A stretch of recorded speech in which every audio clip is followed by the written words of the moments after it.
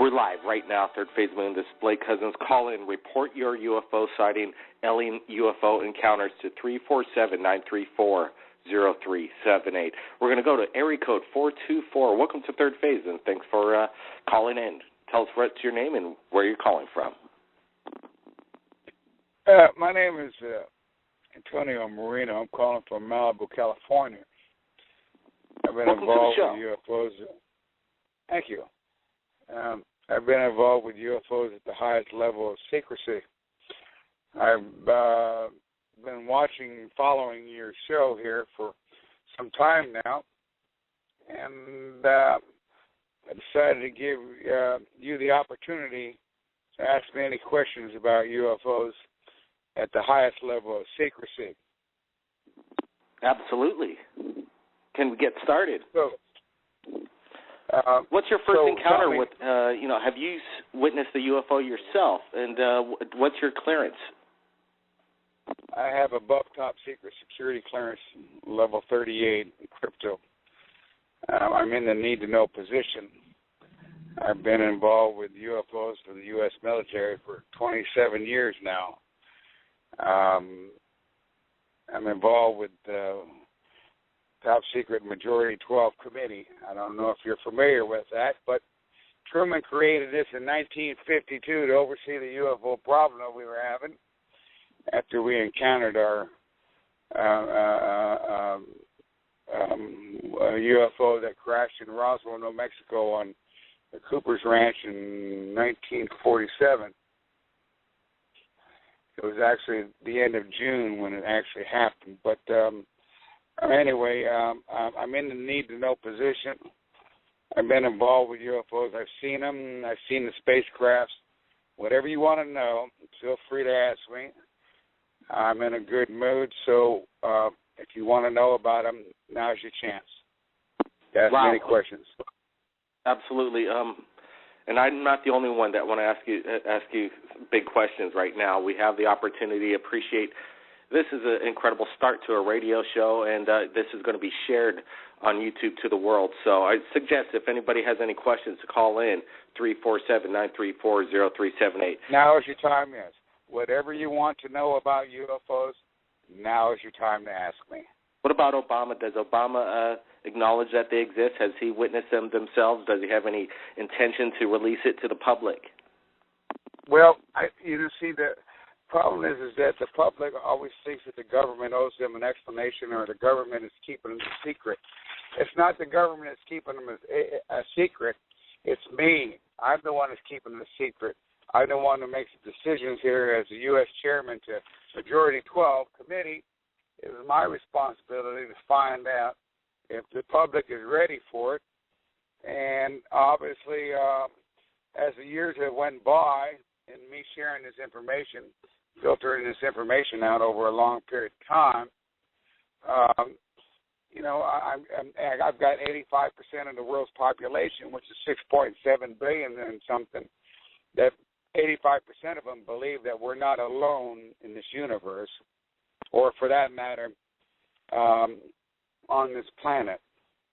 But as far as Obama is concerned, I'm sure, he believes in them. I think, a lot of people believe in them outside and inside the government. But the main concern is coming up with a feasible explanation for the public that doesn't cause panic or hysteria. Last thing I need is another Orson Welles that happened in 1938, where they were jumping out of buildings, committing suicide, and shooting water tanks.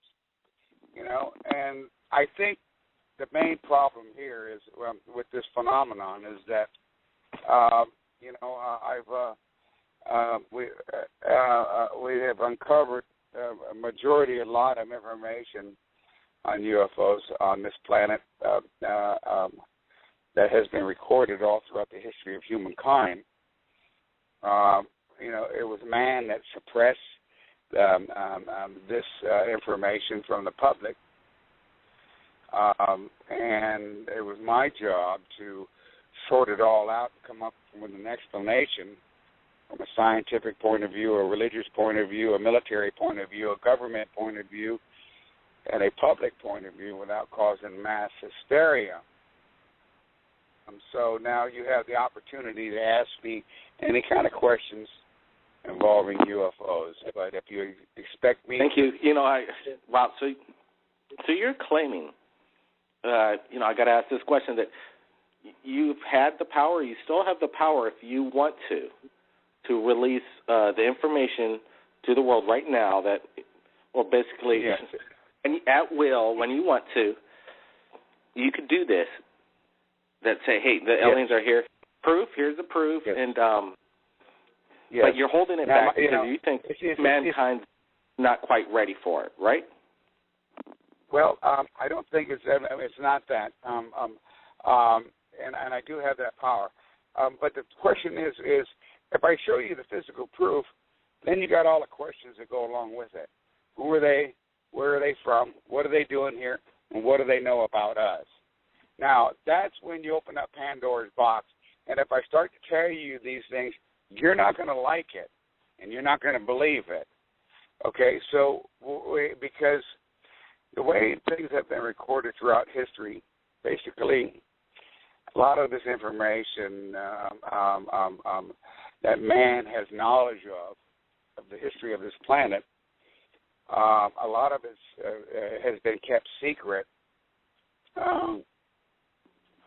because of the population that grew on this planet, and there was actually wasn't enough information to provide at the time as population overgrowth to actually implant this into the history of humankind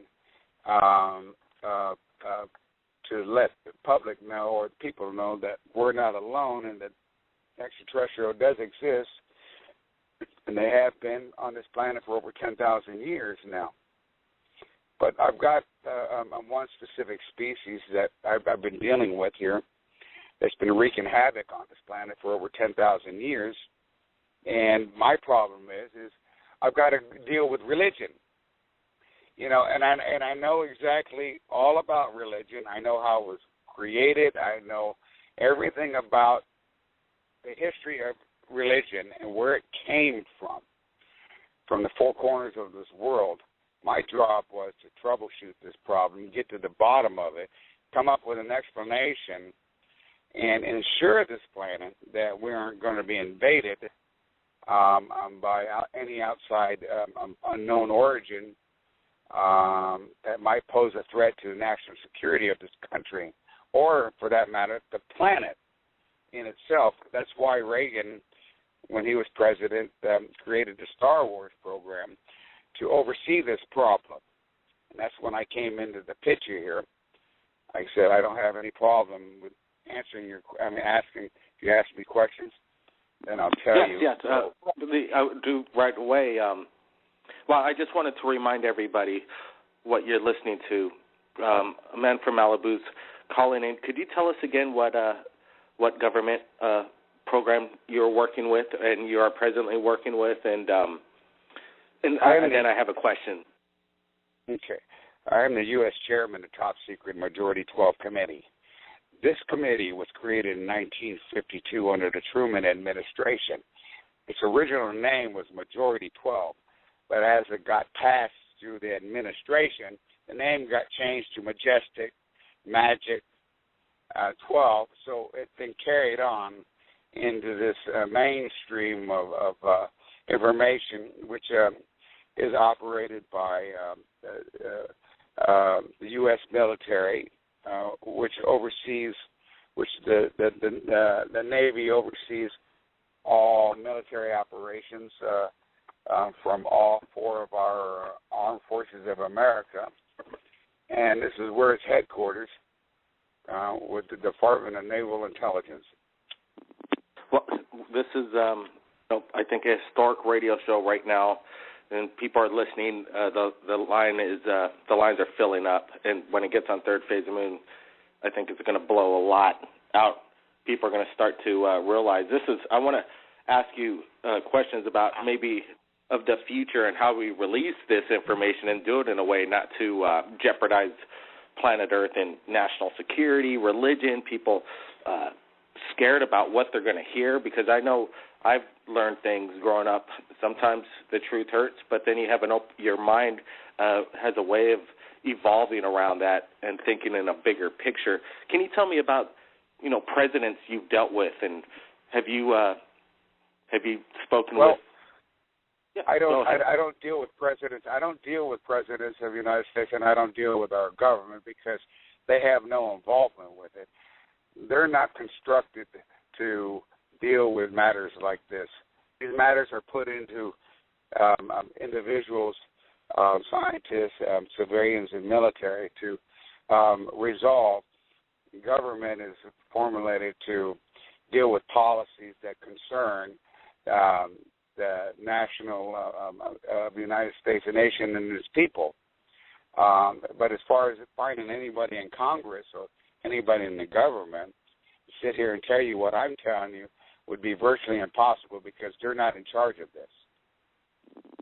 Absolutely. The government is not in charge of this. This is not a government thing here.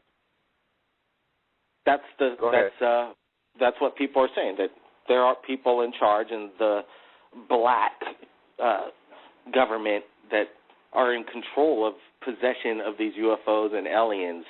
And have you been to Area 51? Well, it's not the government that's in charge of UFOs or anything of that nature. Like I said, how's it? I'm the one you have to convince and go through. And now as far as me, telling you that I've got UFOs and alien bodies in storage all over the place. Well, picture this. I'll give you an example. If these occurrences have been happening on this planet for over 10,000 years, and we have record of it, well, then surely you would know that people and countries have obtained this hardware and probably stored it in caves or buried them all throughout the history of mankind. So, I mean, because of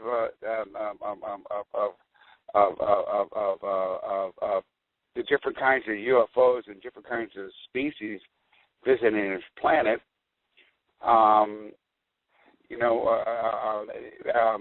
it's when you come into this atmosphere and you're going through the magnetic field, what we're discovering is that although they're coming into this planet through interdimensional traveling, there's a distortion in the magnetic field that creates a problem in their machines, and they end up crashing. But then, on the other hand, we have made contact with them, and we do have some things going with them. But the overall problem is that religion is the problem, and religion recorded all this throughout the history of religion, their encounters with UFOs. If any religious leader wishes to debate this issue with me, then I will surely put them in check as to all the events that actually transpired, to everything that they wrote throughout the history of humankind on religion, where I could prove without a reasonable doubt that they were having encounters with UFOs. This I have proof. I have physical proof that this is what has been going on. So my main concern is I have the population in the world where 85% believes in extraterrestrials, but I've got to deal with religion because religion has a strong threshold on the minds of people. And they've got people believing and convinced that this is the way it is. But little do they know that religion was something that man created in his own mind with his own encounters of these things. My job was to troubleshoot, find out what they were talking about. Like in the Old Testament, Ezekiel, the wheel within a wheel, that flew out of north and landed and took them for 7 days and dropped them off by the river of Tibet and told them to go to Israel, for the Israelites were the rebellious people. King James Version, Elijah and Elisha, that was taken up. I mean, there's a lot of things in the Old Testament and the New Testament where religion back in those days, back in the biblical days, they were actually having encounters with UFOs, good ones and bad ones, evil ones, good angels. They gave them names like gods, Holy Spirits, and told them that they communicated telepathically. And then when they released their abductees, and their abductees were telling their story to people, the people started calling them prophets. All right, and the prophets became famous by telling their stories about their encounters of being in the presence of the Holy Spirit when they weren't able to tell these stories after they were able to decipher their dreams of their encounters. But today, how do we pull the cover off? We can put them under hypnosis. How do we do it? How do we do it in a subtle way? Let's just do it in a way to get it out to the people. I think the world's waking up. They're more open-minded. They're looking for a way out.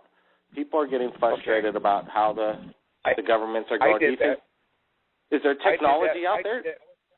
Listen, I filtered this information out. I filtered this information out for 37 years. I had a website that I was partners with called UFOalert.com with Barbara Dietrich.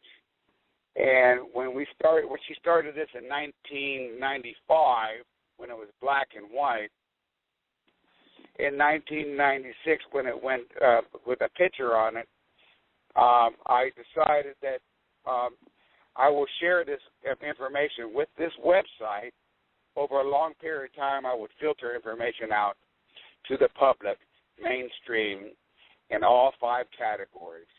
And for over 15 years on UFOalert.com, I have written short stories of over 200 short stories and posted over 54 UFO real pictures and built that site up.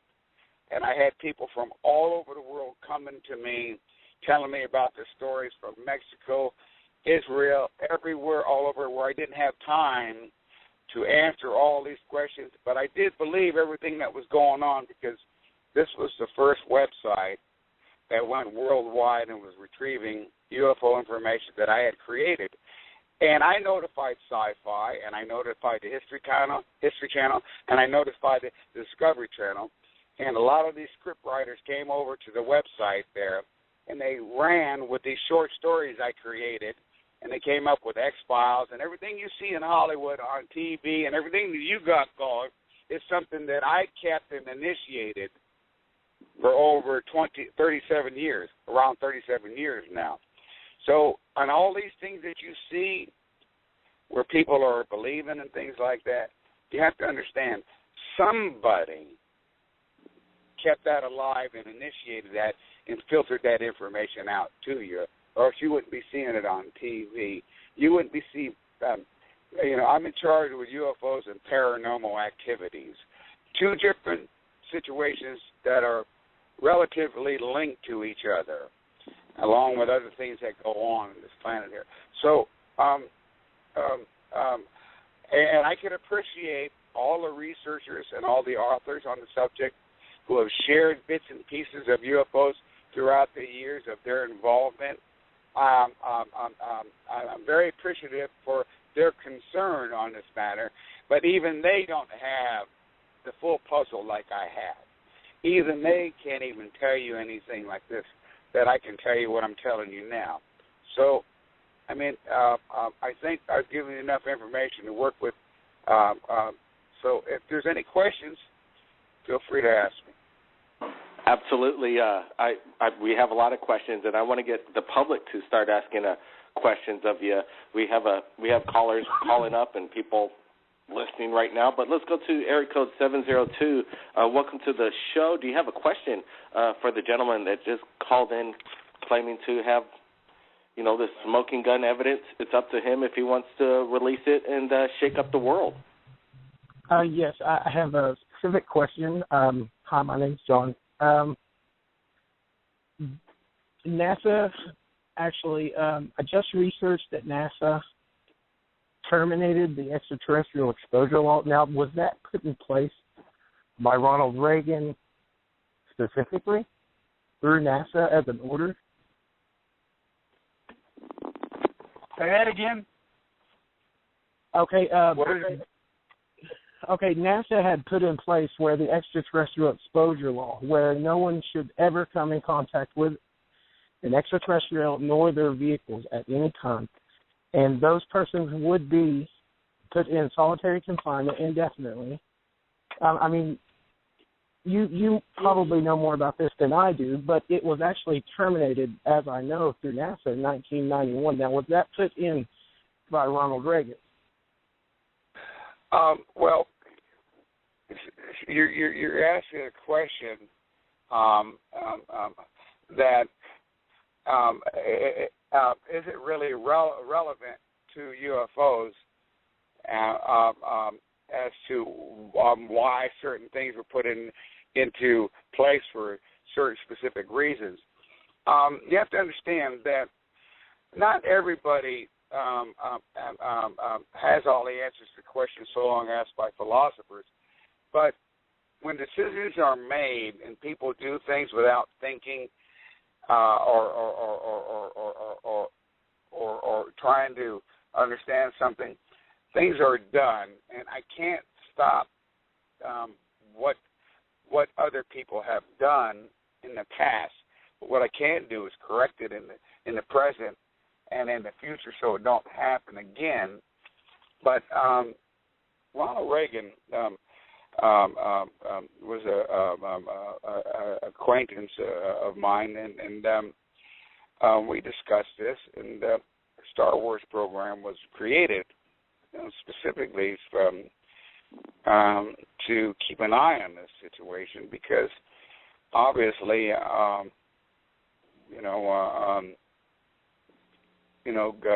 there were government personnel that really didn't have the time for this, and there's people like myself that devoted their lives to protecting this planet from being invaded.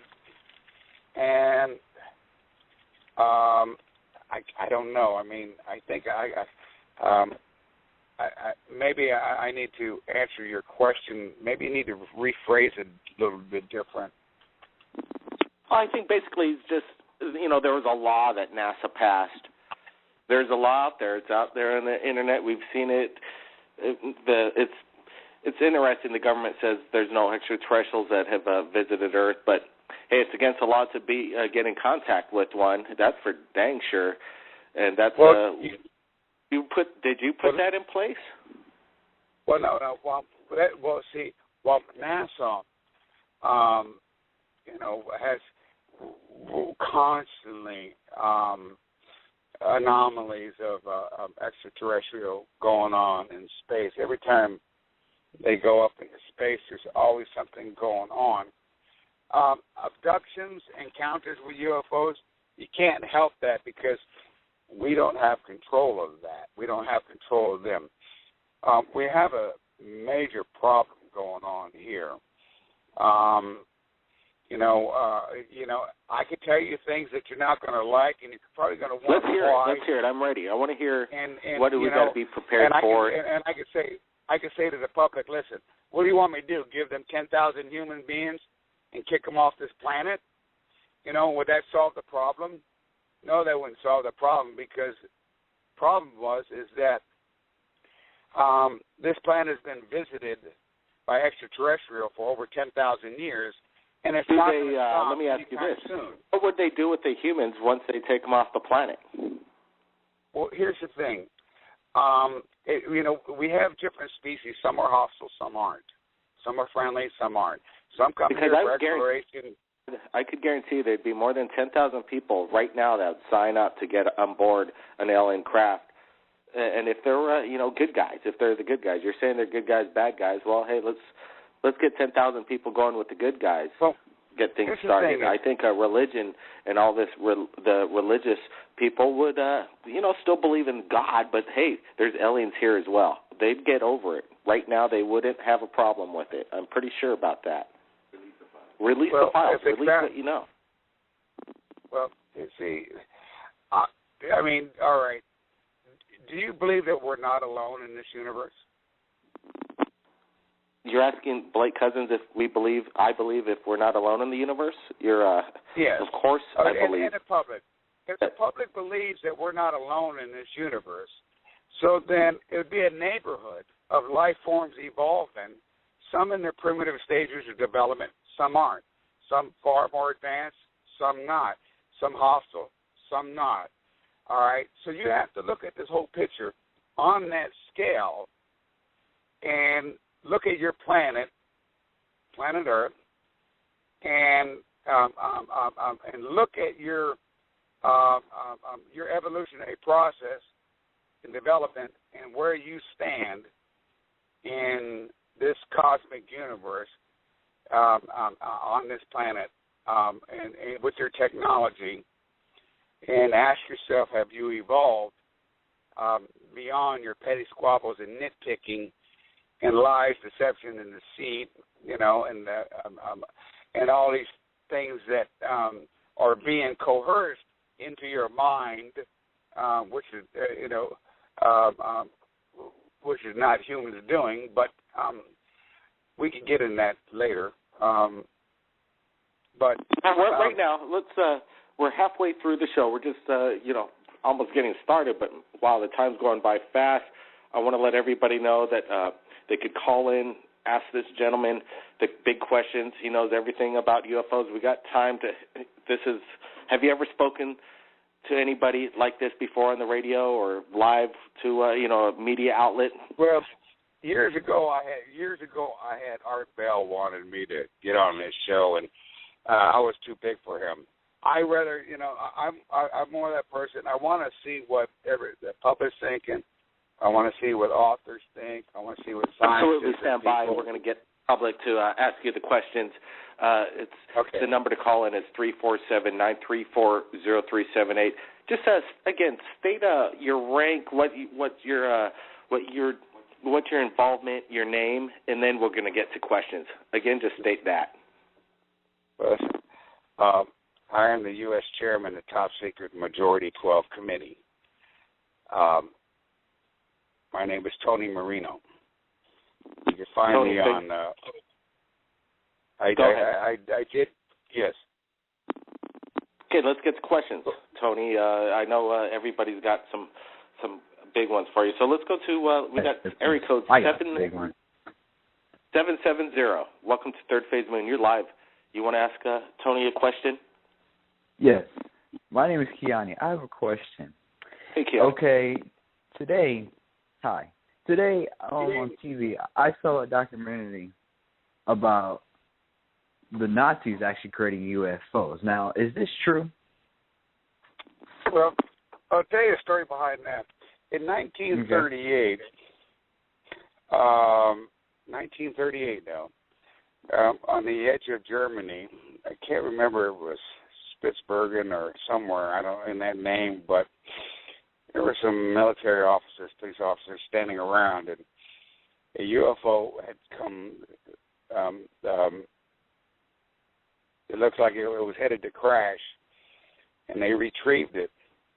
And, of course, they started back engineering it. And at that time, Germany had a lot of scientists that were very, very intelligent to get on the idea of back engineering these machines. But as far as saying that Germany was the only one, no. I mean, the generator and the things like that were created from them back engineering UFOs. Yes, we have too. We've even made some. Okay, so I'm not going to exclude anyone that hadn't made any. Even Russia has made some. So we've all dealt with UFOs and tried to build them and try to fly them. Unfortunately, we're not genetically engineered to be able to make warp drive or over 1 times the speed of light. The G-force would, our minds would turn over. So we're not genetically engineered to be able to make deep space exploration. you would have to have a stationary atmospheric environment on a ship, and creating a field, an atmospheric field, and then you would have to bend space and time and get it to collapse within themselves to become unidirectional null time, which means the space and time collapse within themselves. You have to pull back time and thrust yourself in it. But as far as man being able to do that, I don't. I'm sure that we won't be able to do that because we're not genetically engineered. But I guess the most important thing of it is that we got 6.7 billion people on this planet. We got a religious belief, we got a scientific belief, we got a military belief, we got a public belief, and we got a government belief. And you have to take all these things into consideration here. We got. Do I want to take everybody off of Earth and have them looking up in the sky, think that we're going to be invaded, or we got UFOs around all the time and people looking for them all the time? No, you have to think about the repercussions of knowing things. Does UFOs affect us in our social life or in our personal life, or what is it going to do? Only thing that UFOs can do is change your religious belief. If I was to explain to you its process, but I don't know. Go ahead. Well, definitely. I think if you're in charge of something and you're worried about, obviously you got to worry about religion, governments, people with the big bucks, and then the public like us that don't have no power, just kind of basically running the world and feeding the rich, and we're just kind of not going anywhere. And you're speaking about, possibly genetically engineering human beings so they can fly in these flying saucers and jump to other planets. Is there any work on this genetic engineering program to get us going? And have you ever stepped into a flying saucer or UFO yourself? Okay, let me get this in. I have in the palm of my hands the technology to create thousands of jobs, which will employ hundreds of millions of people all throughout this entire globe. I have the technology to restore the world's resources back to normal. I also have the knowledge to end the wars between the Arabs and Jews of this problem here that's been going on now. As far as because of my involvement with UFOs at such high level, I was able to discover information thousands of years on this planet. So my mind, if you ask me if I've seen a flying saucer or I've seen them, I've been inside them, yes, I have. I've seen the aliens.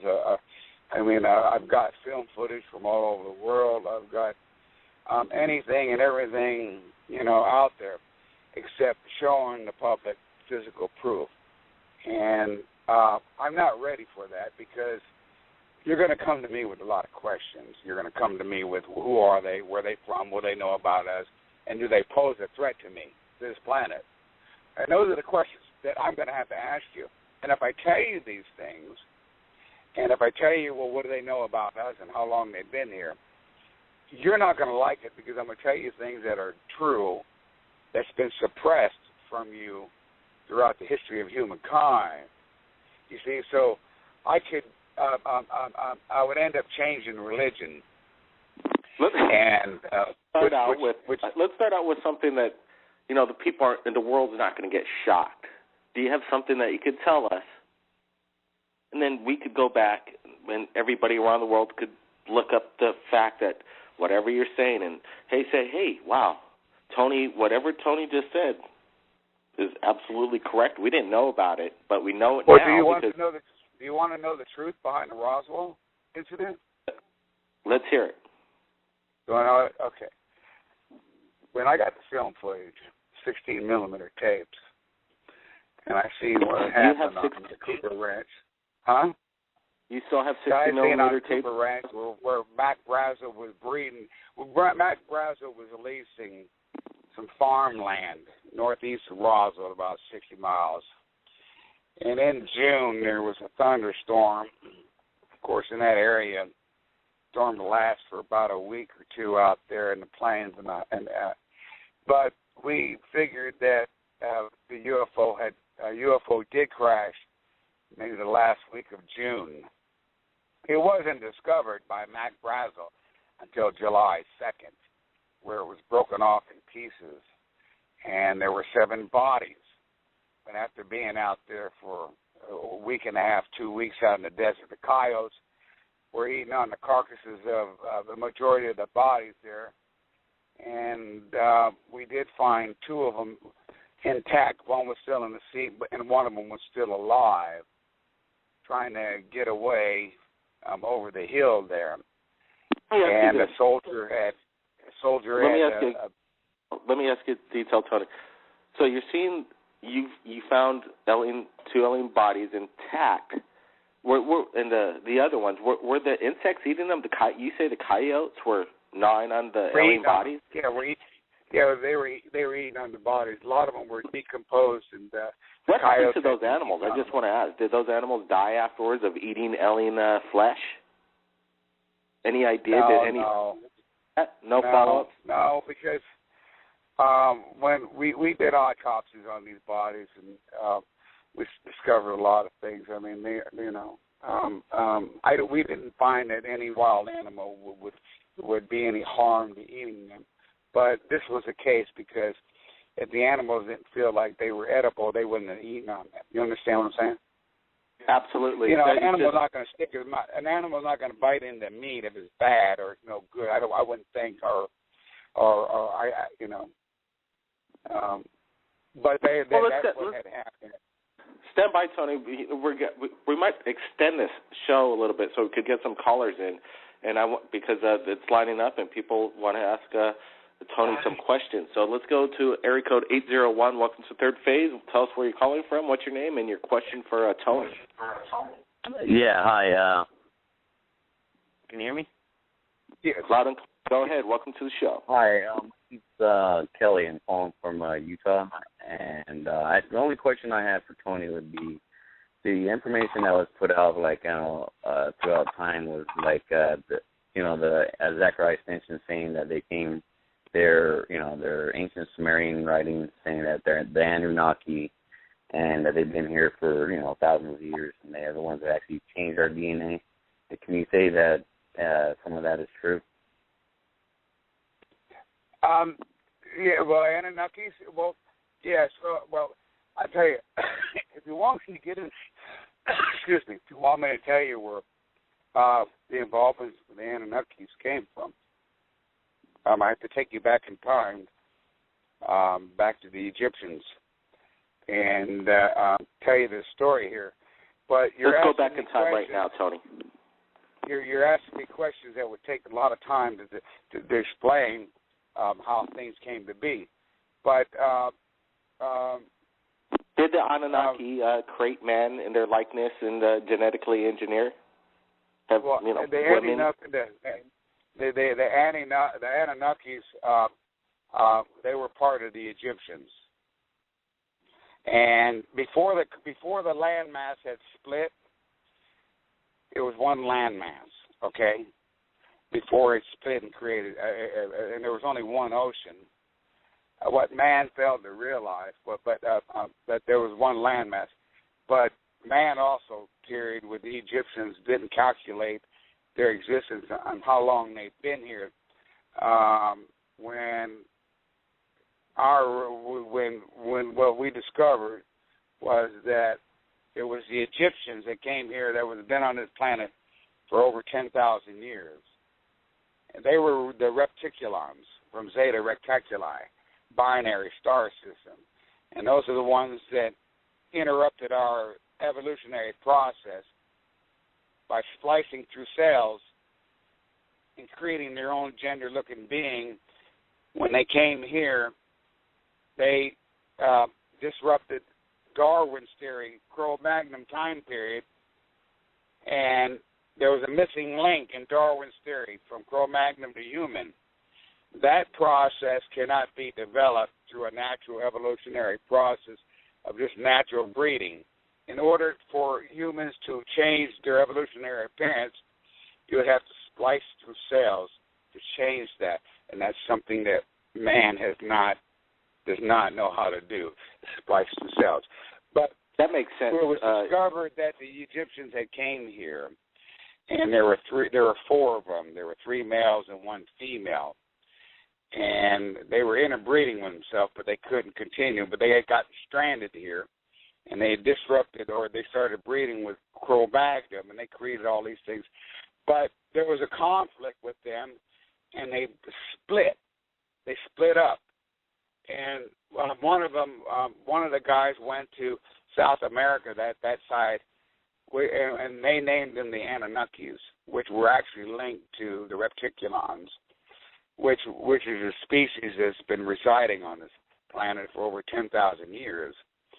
That they made claims that they're responsible for our genetic makeup, and that they're the ones who have been wreaking havoc on this planet for over 10,000 years with the minds of humans, because they can communicate telepathically, and they can slip in and out of this interdimensional spiritual realm, what we might call, of dimensions parallel to our world we can't see with our naked eye. And they reside here. And religion wrote about them. Religion wrote about them, called them the evil ones, the devil, Satan, which they are, because we've got a record that they've been on this planet for over 10,000 years. But then on the same token, I've had civilizations on this planet of different species. I've had giants living on this planet. I've had small people living on this planet. I have different cultural races of species living on this planet that were destroyed by catastrophic events, like an asteroid in this planet, or a major earthquake, or a flooding, or a meltdown, or a solar flare. So these are things that go on that have been happening on this planet for over tens of thousands of years, and there's nothing we can do to prevent it. It's like Noah, and I'll use Noah for an example in the Old Testament. Noah was a sheep herder. He didn't have any mathematics on how to build a boat, but he had encounters with a UFO that forewarned him that an asteroid was headed toward this planet, when it was going to hit in accordance to him perceiving their calendar of time, and gave him the mathematics to build this ship, and told him to gather these animals and people, that the world was going to be flooded, because once this asteroid hit in the Indian Ocean, because of the mile wide, how wide it was, when the ashes hit the water in the ocean, in the mist, it went up into the atmosphere, and it did rain for 40 days and 40 nights and flooded this world until the sun had dried it out, where you could see land again. That is a true story that happened. But as far as Noah getting this information from God, man created God. He used these names, God, the Holy Spirit, and angels and things like this, because if you put yourself in that time period, you have to utilize what's available to identify things and describe things like they did. And all these things that they talked about in religion were things that they had encounters with that communicated telepathically. Tony, I want to ask you quickly, and then we'll get to Roswell real quick and some other callers. What's your take on Jesus Christ? Was he a real man, and was there alien involvement? I mean, what's your? Well, I know you have you say you know what's going on. You have historic. If I want to take pieces out of the Bible and show you where there's discrepancies in these things, or you might be able to see things from a different perspective. I mean, religion, they said that Mary, his mother, was a virgin, and she was married to Joseph, but then all of a sudden she became pregnant and gave up and carried out the term, Jesus was born. But let's get to the story about your opinion. We know the story about the Bible. It's everybody's read it. Most popular book on the planet. Go ahead. Right. We believe that Mary may have got abducted and was impregnated, and they let her carry out the term. And Jesus was a hybrid with extraterrestrial genetics, and did have the wisdom and knowledge, probably implanted in him later on in life. But as far as having the powers that religion created that he did, it was overwhelming. I mean, it's like Jesus taking his followers down to Nazareth, down by the lake there. What it was, the Dead Sea, and actually feeding the basket, filling it with one fish, and feeding the basket with fish and bread. What we found out what happened was is Jesus had a bunch of followers. You're sure they believe in this philosophy. I mean, religion records that all throughout the history, that there were prophets and that they believed in stuff like so. Jesus was one of those persons. But if they went down to the village by the Sea of Galilee, and it was a small village that only had so many people living in it, and let's say Jesus walked in there with 100 people following him, and there wasn't enough food in the village to feed them, of course they're going to go out, they're going to find wheat, and they're going to turn it and create more. Now, if Jesus supposedly, this man, he had left home in his teenage years, and what we discovered, he traveled throughout Southeast Asia, and different tribes of people, learning a lot of things about a lot of things, and we figured that he knew how to fish, and we figured that in the Sea of Galilee, that they didn't know about standing on the sail mast and watching the seagulls out there and setting a net to trap the fish in. Of course, on the first day it wasn't that good, but the second day it became better, and thus the food was created and everyone was fed. But it's like even when Moses went down to the Dead Sea and the religion said that he parted it. Well, at the time, the Dead Sea was connected to the Mediterranean, and when the tide went out, it left a levee. And only Moses knew of this passage, him and a few sheep herders. And the Pharaoh didn't know this, because if he would have known that Moses took them out by the hundreds of thousands of them, he would have stopped them. Because Moses did not have the power of God to stop what he was doing. So Moses was, as a sheep herder, he knew of this passage that he took them out of Egypt little by little in small groups of 3s and 4s and 5s and 6s. But when the tide went out, it left the levee. It took all day to cross. And Moses knew that, and a few sheep herders knew that. But when the Pharaoh sent his troops to follow Moses, they were back about 2 or 3 miles in their carriages, but they were following Moses on foot. And Moses was on foot. So when Moses got on the levee there and was making the halfway across it, when the soldiers got there, they didn't know it was a levee. They knew that there was 2 lakes on both sides. Oh, wow, this is pretty cool. And they went out there, and they decided to set camp. Little did they know it, the tide was coming in. It was too far for them to get back to land, and it washed them up into the Dead Sea. But as far as Moses parting them with the staff of God and everything like that, religion, they really fantasized and did a lot of damage to man's way of thinking about reality. And this is something that we have to sort out. And I got to get to the root of it, because this is what's wreaking havoc on this planet, and why we can't all get along with one another, help one another, be kind to one another, share with one another, love one another, respect one another, is because we have all these things that have been recorded all throughout the history of humankind has not necessarily been the whole truth. It's a common myth that people would be compelled to panic if they knew the truth was dispelled. Well, I got to say this, Tony, that we're going to try and stay extended, but I want to tell everybody right here at Third Phase of Moon, if you've captured anything amazing, send it to Third Phase of Moon via Skype or Facebook. We want to see your videos, share it to the world. Now we're going to get back to Tony, and there's going to be more questions from the public right now. Tony, again, can you tell us your rank, who you are and, just open it up. Go ahead. I'm in charge of MJ-12. I'm the world's leading authority on UFOs and paranormal activities.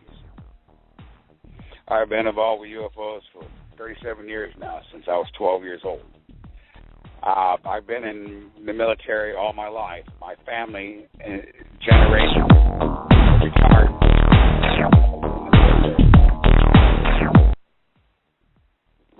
I think we just went to the extended cut. You still there, Tony? Sorry about that.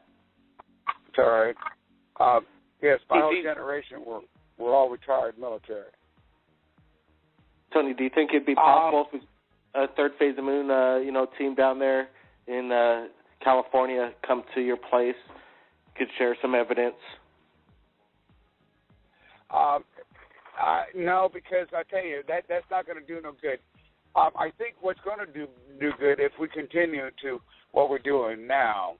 I have no objections with coming back on your show, or you notified me previously to continue this conversation here.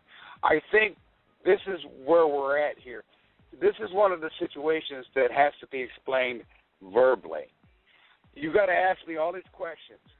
Everything that you want to ask, put them down on a piece of paper. Ask me, and I'll tell you these things. But as far as you asking me for physical proof, I'm not going to present that, because I'm not going to present that on your merit because of your show and who you are and the extent of the people that you've reached around the world. I'm still not I'm fully convinced that I need to take it to that level at this point, and I'm hoping that you'll understand me. I totally, absolutely understand you. We've just met, so this is an ongoing thing. I really appreciate that you reached out to us, and you're sharing this, and you felt like you're like giving us an insight.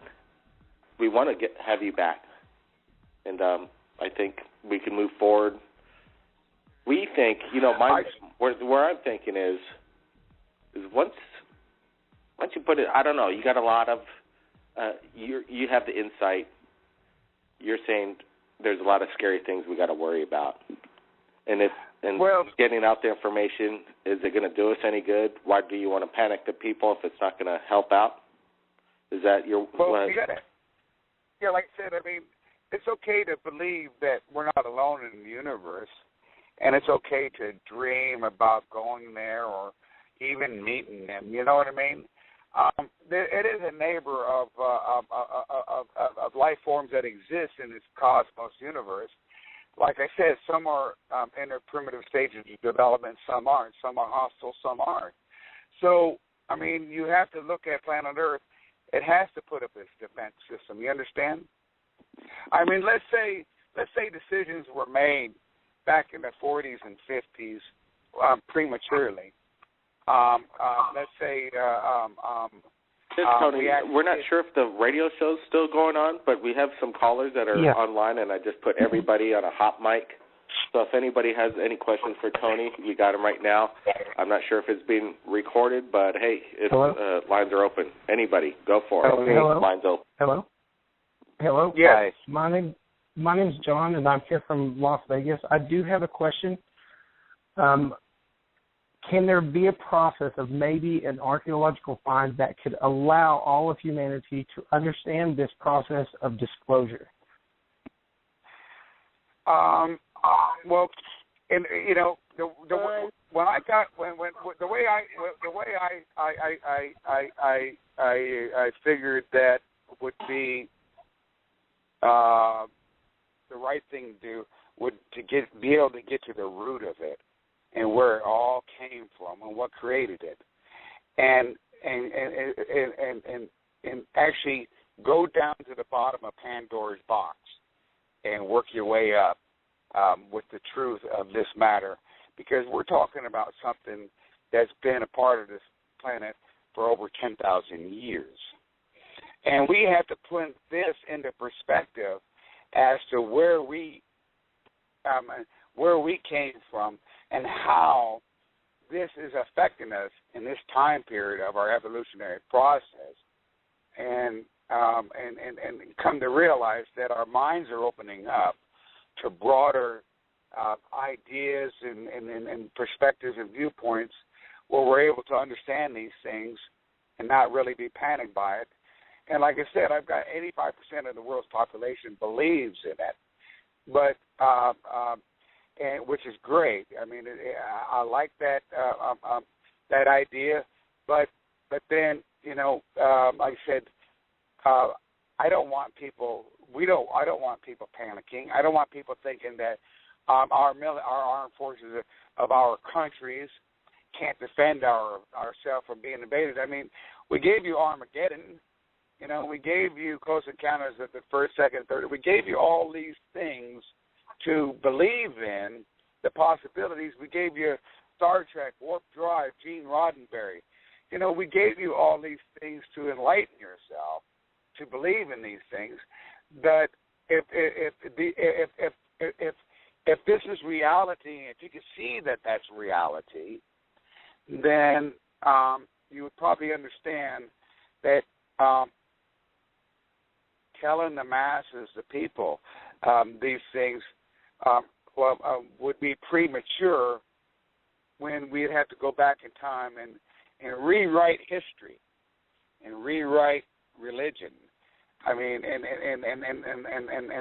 and actually get to the root of why we have UFOs in this time period, where they come from, who they are, what do they want of us, and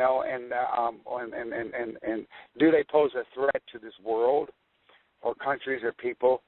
But like I said, I've got one specific species here that's been wreaking havoc, the Greys, and on this planet for over 10,000 years, and they need humans to breed with. And I can't tell the public, listen, you want me to give them 10,000 people or a few thousand people and kick them off this planet? It's not like that. We have to have the technology to match them, if not better than them, if we're going to defeat them. You understand? So, you can't blame any government agencies for its secrecy. And you have to respect the decisions that they have said to the public to suppress this from you, because it needed to be gathered. This information needed to be gathered. It needed to be explained. It needed to be researched. All these things had to come into perspective here to be able for me to be able to feel freely, to be able to be on your show, to be able to be telling you this right now. Tony, this is Blake Cousins. The show's just about ending. I hope we could keep in touch and make history. We have your number, and we'd like to keep in touch with you, Tony, have you back on the show, and get a lot of people asking you the big questions, and then maybe possibly we could all come to terms on how we get this information out to the public. We all understand there are secrets that need to be kept, but let's give Earth and the planet, the human mankind, a chance. Tony, we're going to keep in touch. Everybody keep your eyes on the skies. My name's Blake Cousins, and we really appreciate every one of you. Tony, appreciate it. We'll be keeping in touch. My name's Blake Cousins. Blake, it was a pleasure talking to you, and yes, feel free to give me a call. Tony, we will, and wow, what an amazing bunch of information. Yep, what is it? Okay, do me a favor and call me if you have got time on my phone number after the show, would you please? I'll get in touch with you within, give me about 15, 20 minutes, Tony, but I have a lot of things on my table that I got to deal with, but I will give you a call in about 20 minutes, so stand by, Tony. Okay, Blake, thank you very much, and I'll share some more, and we'll straighten out this matter. This is Incredible, signing out.